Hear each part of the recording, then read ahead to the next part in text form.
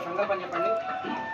మమ సహ కుటుంబానాం విజయ అభయ ఆయురారోగ్య అష్టైశ్వర్య అభివృద్ధి అర్థం ధర్మార్థ